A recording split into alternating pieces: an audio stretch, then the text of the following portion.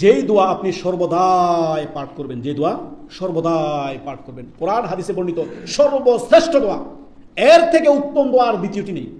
সুবহানাল্লাহ। আল্লাহ রাব্বুল আলামিন সূরাতুল বাকারায় 201 নম্বর আয়াতের মাঝখান থেকে শুরু করলে আপনার এই দোয়াটি আমরা সবাই জানি। সুবহানাল্লাহ, সুবহানাল্লাহ।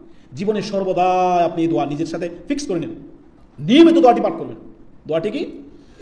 রব্বানা আতিনা ফিদ দুনিয়া হাসানাতা ওয়া ফিল আখিরাতি হাসানা ওয়া কিনা আযাবান নার। আল্লাহু আকবার। কোরআনে বর্ণিত দোয়া। আল্লাহ রাব্বুল আলামিন শিক্ষা দিচ্ছেন আমাদেরকে। নবী মুহাম্মদুর রাসূলুল্লাহ সাল্লাল্লাহু আলাইহি ওয়াসাল্লাম আমাদেরকে বলেছেন অধিক হারে দোয়া করতে, নিজের জন্য দোয়া করেন। রব্বানা, হে আমার প্রতিপালক, আতিনা, আমাকে দুনিয়া, আতিনা ফিদ দুনিয়া, দুনিয়া আল্লাহ আমাকে দান করেন, হালাল বৈধভাবে দান করেন, সচ্ছল করেন আল্লাহ আমাকে। রব্বানা আতিনা ফিদ দুনিয়া হাসানাতা ওয়া ফিল আখিরাতি হাসানা ওয়া কিনা আযাবান নার। আল্লাহ দুনিয়াতে আমাকে সচ্ছল করেন, দুনিয়া আমাকে দান করেন, আমার আখিরাতেও আমাকে কি করেন?